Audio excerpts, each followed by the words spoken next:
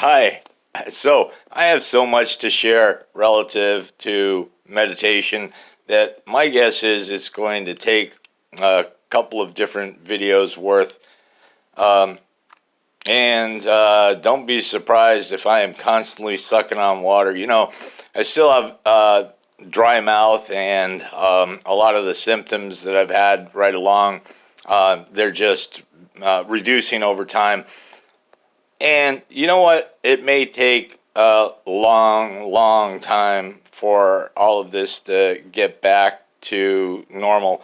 And I only share that because, well, some of you have been on my journey of cancer and recovery and ups and downs and rounds and oh my God, for a while. And maybe you're interested, maybe you're not. But the big thing that I want to share today is about the great value of meditation in as much detail as I can, because number one, I know not just from my personal efforts, but because research has caught up with what the sages and prophets and spiritual folks have been knowing for millennia, which is that learning to be still has a great amount of value,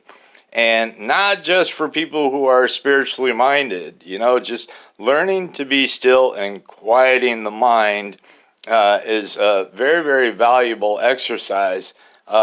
Certainly, those who are inclined to spiritual pursuits find that it has got value, and not just like a lot of people consider it like a Buddhist thing.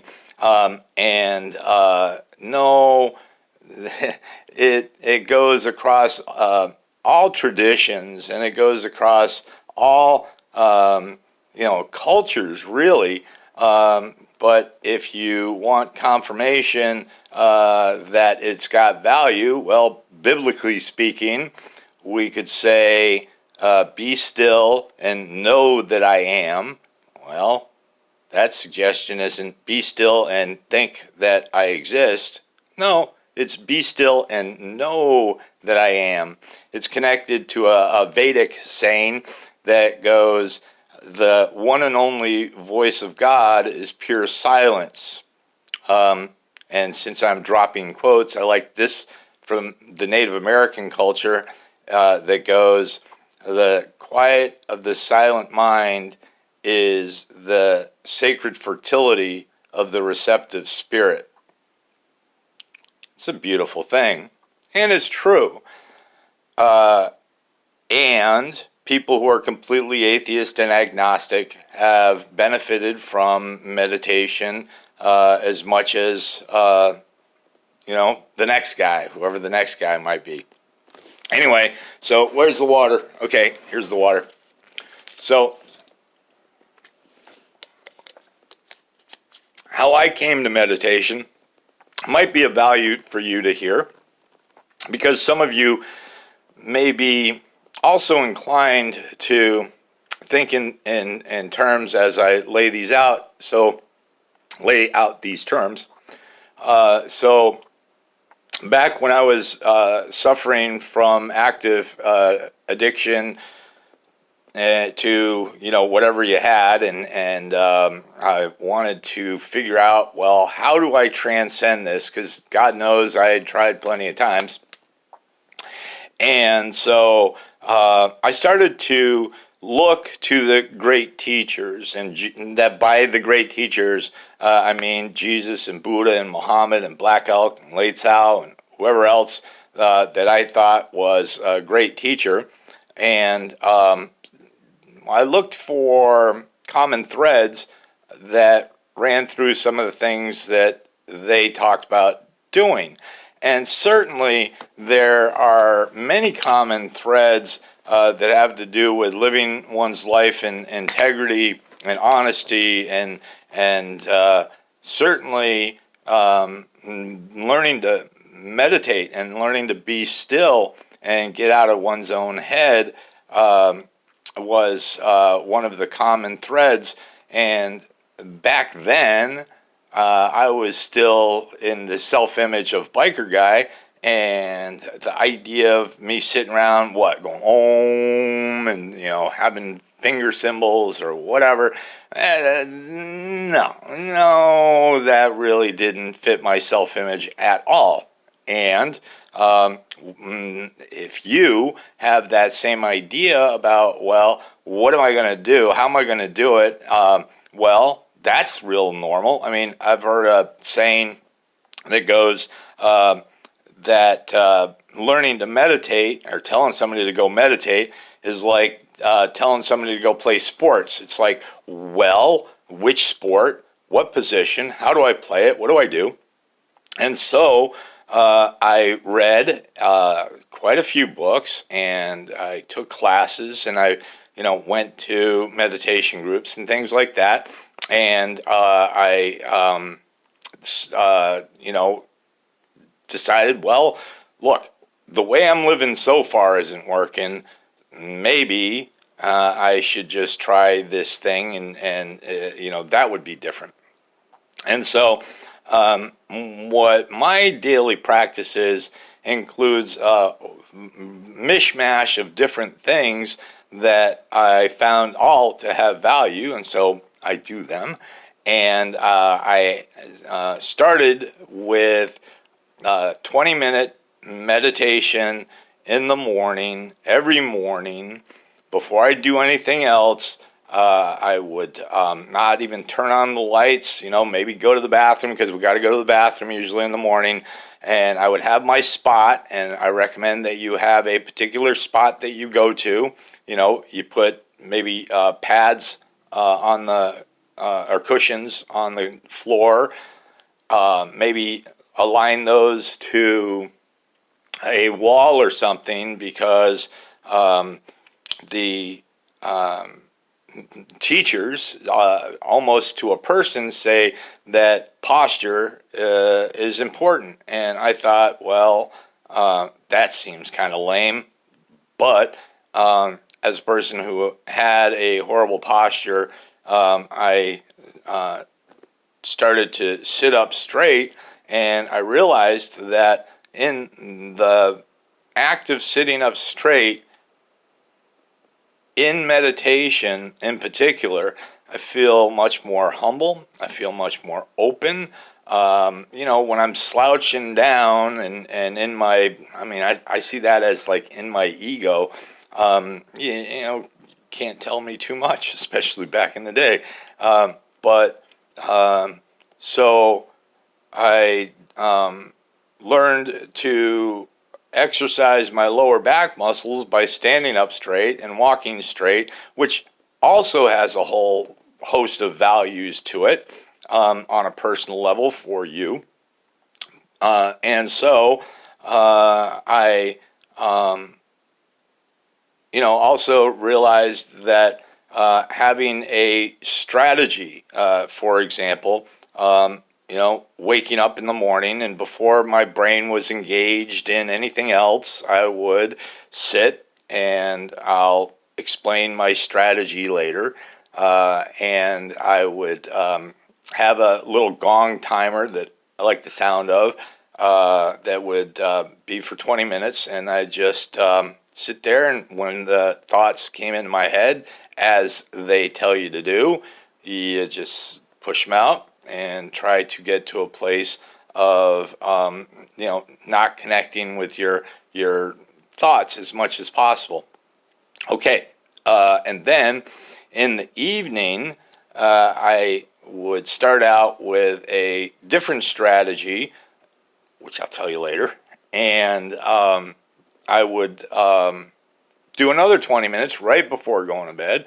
And look, neuroscience will tell you that if you do a meditation right before you go to bed, and you're able to calm the mind, and in fact, I would do gratitude meditations, and I still do them. And so instead of being in any amount of dis-ease or upset or whatever it might be, I would then simply be crawling into bed with a brain soup that was much better than it was before I started to meditate. And I'm taking that into my sleep time for the next, 8 hours, which has a whole lot of value in and of itself. And so that was my strategy. Now, your strategy, look, start with something. Something's always better than nothing. And we've got time now. Most of us have time now because, we're locked down and quarantined or whatever it is that we're calling this. And so, what I did is I started to pay attention to the directives of those who knew more about these things than I do, and it had great benefit. So, what were some of the strategies that I learned along the way? Well, one thing that I learned along the way is that setting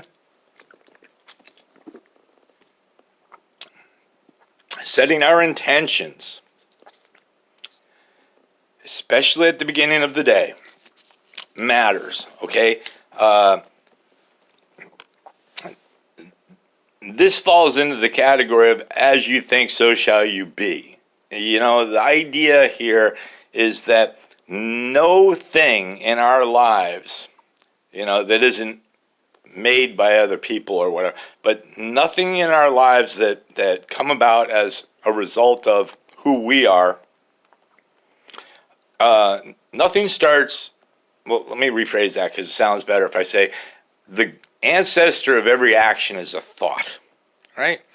And so if I think, I never would have gotten to school if I didn't start thinking I should go get an education or, whatever the thing might be. The ancestor of everything that we do is a thought. And the more you think about something, the more it is likely to manifest. Now, I'm not sure how that works. I'm sure that it works. Okay. And so if we set our intentions to, whatever it may be. Now, your intention may be to become a millionaire or, to become the ruler of the known world. I don't know, whatever. But, for my money, what I think is the important thing for each of us to do is to ask to be as good individual as we can be, and then let all of the goodness show up from there. And it will.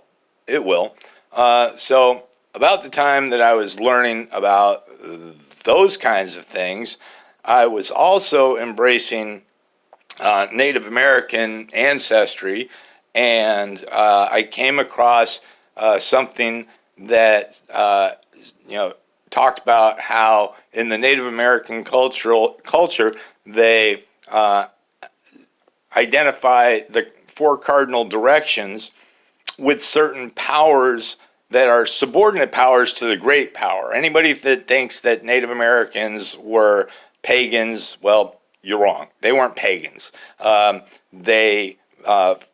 talking 500 nations at least, but for the most part, believed in a superior being. Most of the time, the translation of the great unknown for Europeans was the Great Spirit. But, same thing. But I kind of like the Native American approach because it indicates that, I believe that there's something bigger than me that created the universe, perhaps, or is, just out there, and I have no idea what it is. And frankly, anybody that claims that they do, whatever. I mean, I don't want to offend anybody by saying that I find it difficult to believe that anybody has a lock on whatever the supreme being of the universe is. Anyway, I know I don't. So, anyway, the subordinate powers aligned perfectly with the 4 areas that I wanted to grow in and that I recommend anybody consider growing in. And those are physical, mental, emotional, and if you are so inclined, spiritual. And my suggestion, my God, can I promise this? What I believe to be true is that if you improve in those areas, physical, mental, emotional, and spiritual, watch yourself grow because of the effort and the discipline that you put into those areas, that you will be happy, or happier than you are now anyway, but probably happy in general. I mean, because, happiness isn't about the things that occasionally happen to us. It's about our state of being in the world, right? And so when I found out that those 4 directions aligned perfectly with those physical, mental, emotional, and spiritual well-beings, I then developed an idea in my head about what is it that I think is the most valuable approach to mental health, physical health, emotional health, and spiritual health. And so I came up with what I call a 4-direction prayer. I'd be happy to share it with anybody. And it has in it the essence of those 4 things. I'll share it with you now, since you asked. Because I know that we need to exercise the brain just as much as we need to exercise the body. With my attention to the east, my intention is to gain knowledge. From knowledge comes wisdom. From wisdom comes goodness. With my attention to the south, my intention is for health and wellness. To eat right in the proper amounts, because I happen to eat too much previous to my illness. To exercise enough, to rest enough, and to not poison myself. In particular, for my mind, that was with drugs or mood-altering substances of whatever sort. I've come to learn that that also includes, excessive amounts of salt and sugar, and that's in our, the food that's not organic. And I'm talking about refined sugars, of course, and the processed food crap that we put into our bodies. I'm not saying that you need to all of a sudden stop eating Doritos. What I'm saying is that if you put your mind to this idea, that eventually what happens is you kind of lose taste for Doritos. It's not even an effort anymore. It's like, I really don't think that's a good idea, and you choose not to eat Doritos or refined sugars or whatever. For me, it started with drugs and alcohol. It's taken a long time. As a matter of fact, just recently, to the point where I've embraced a organic, non-refined, non-GMO kind of lifestyle. Thank you, Deanna. And boy, is that good too. And it really, really has helped me in my cancer recovery. But you've heard all that before. Then, with my powers, with my attention to the West, my intention is to walk a spiritual path. And to my mind, what that entails is to do exactly what I'm doing when I'm sitting there meditating, which is to sit with you, to seek out your guidance, to do your will, and then to have the self-discipline to follow that guidance. Because we can ask for doing the will of God or Spirit or whatever we want to call it, and then when the guidance comes, boy, sometimes that's the real hard part. All right, then. What's left is emotional well-being, and this is tricky business, but I'm going to boil it down to this. When you come to see a therapist, or when you're trying to get good with your own emotional well-being, the reason that seeing a therapist works is because you go there and you're honest. And you're honest with yourself, you're honest with them, and it is, in my opinion, learning to be honest and staying honest that is a very, very huge benefit, if not key, to our emotional well-being. I mean, in the recovery arena, there's a saying that has leaked beyond that, but still valid.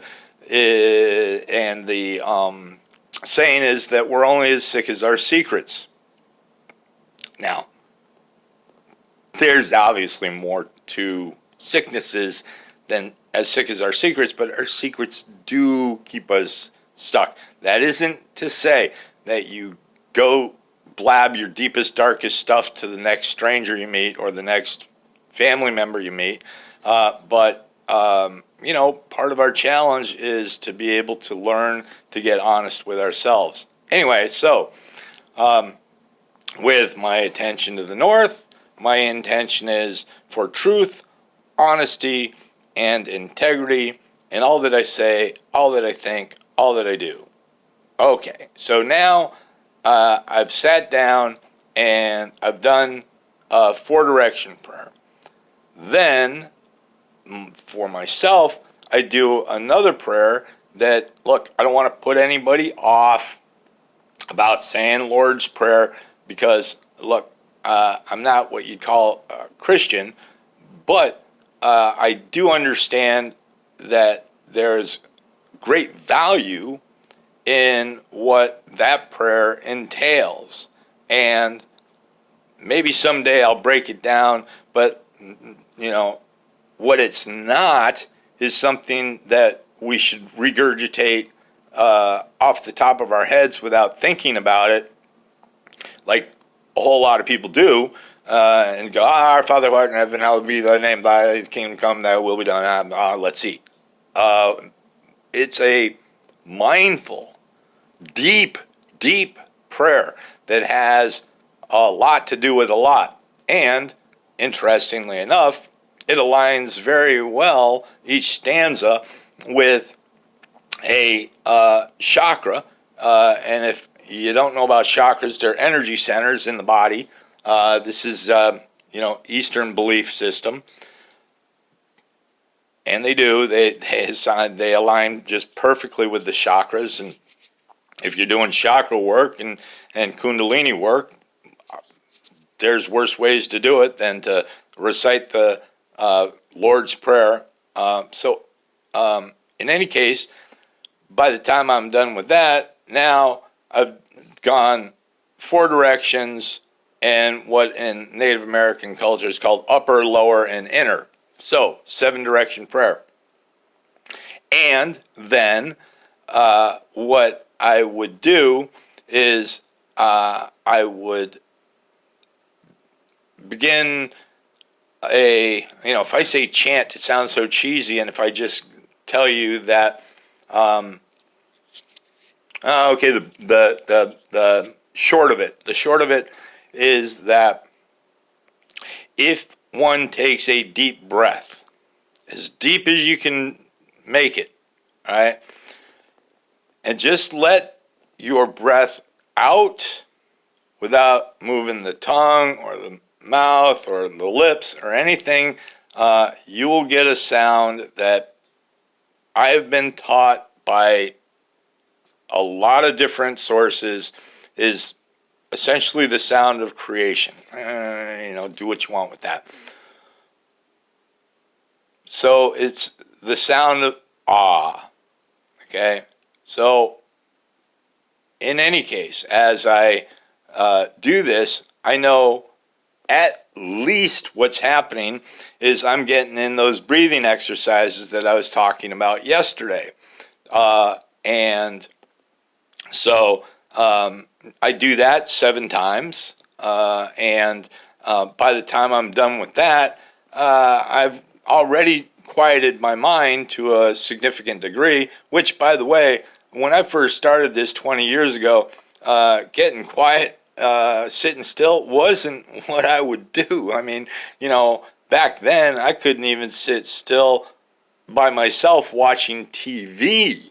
I mean, to my mind, there was stuff to do. There's drinking to do. There was women out there. There's gambling. I mean, was sit still? No way, right? Much less sit still with my own crazy thoughts. Oh, I didn't like them. Which is, by the way, why a whole lot of people do not like to meditate. They come face to face with their own squirrely thoughts. Well, don't worry about it. We all got them.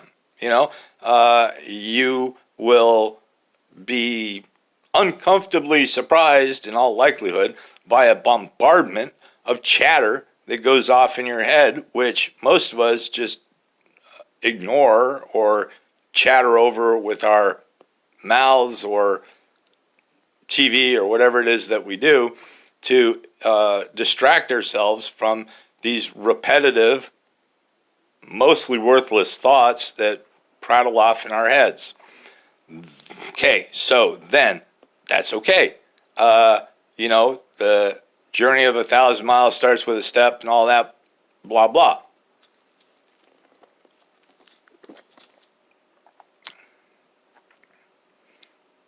It will quiet down. It will quiet down.